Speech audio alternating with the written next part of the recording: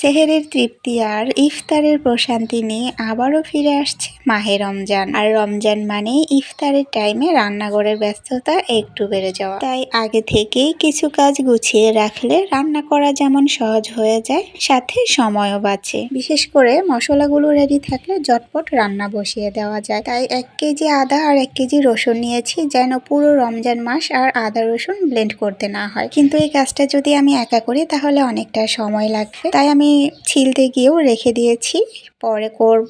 আর এদিকে বুড়িটা এসেছে, বলতেছে আম্মু আমি একটু পড়াশোনা করি আর তুমি আমাকে একটু ভিডিও করো। তো যাই হোক, সে তেমন একটা লেখা পারে না, মোটামুটি শিখতেছে মাত্র। তারপরেই তো আমার হ্যান্ড হেল্পিং ম্যান অফিস থেকে এসে গিয়েছে, যে কিনা আমার সব কাজেই সহযোগিতা করে, আর এই কারণেই আমার কাজগুলো আরো সহজ হয়ে যায়। তো ওকে বললাম আমার কিছু আদা রসুন ছিলতে হবে, তুমি কি করে দেবে? বললো ঠিক আছে নিয়ে এসো। কিন্তু যেহেতু 1 কেজি আদা 1 কেজি রসুন একসাথে করা সম্ভব হবে না, তাই কাজটা 2 দিনে করেছি। ফার্স্ট দিনে রসুনগুলো, পরের দিন আদাগুলো। সবটুকু ব্লেন্ড করব না, কিছু রেখে দিয়েছি আর কিছু ব্লেন্ড করব। আর এদিকে কিছু চিংড়ি মাছ আনা হয়েছিল, সেগুলো বের করে নিয়েছি। এখন এগুলো কেটে রেডি করে রেখে দিব। আর আমি কিছু কাবাব বানাবো। কাবাবের জন্য ডাল ভিজিয়ে রেখেছিলাম, বাট আমাদের বাসায় 2 দিন গ্যাসের অনেক সমস্যা ছিল, তাই রাতের বেলা রান্না করেছি। চিংড়ি মাছ রান্না করেছি, সাথে সবজি রান্না করেছিলাম। তারপর ভাবলাম মাংস আর ডালটাও আমি সিদ্ধ করে রেখে দিই, দিনের বেলা না হয় রেডি করে নিব। তো রাতের বেলা আমি সিদ্ধ করে ব্লেন্ড করে রেখে দিয়েছিলাম। তো পরের দিন গ্যাস ঠিকই ছিল, তখন মনে হয়েছে শুধু শুধু আমি রাতের বেলা কত কষ্ট করেই না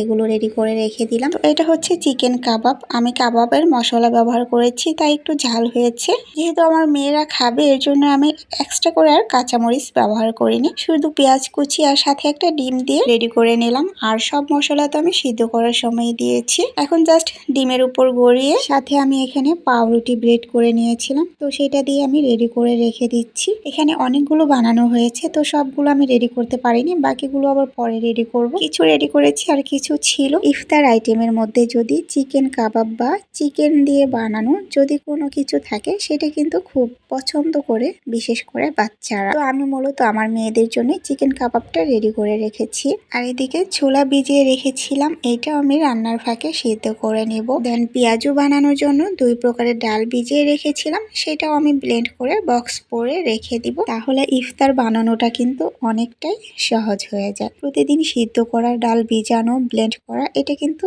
অনেকটাই বাড়তি একটা ঝামেলা। তবে অনেক বেশি ভিজিয়ে রাখিনি, যাতে কিছুদিন খাওয়া যায় সেই পরিমাণে রেডি করে নিচ্ছি। আর এখানে কিছু পাবদা মাছ এনেছিল, সেটাও আমি বের করেছি, কেটে নেব। সাথে ছোট কাসকি মাছও ছিল, তো ওগুলো ফ্রিজেই রেখে দিয়েছি। আজ এ পর্যন্তই, সবাই ভালো থাকবেন, আল্লাহ হাফেজ।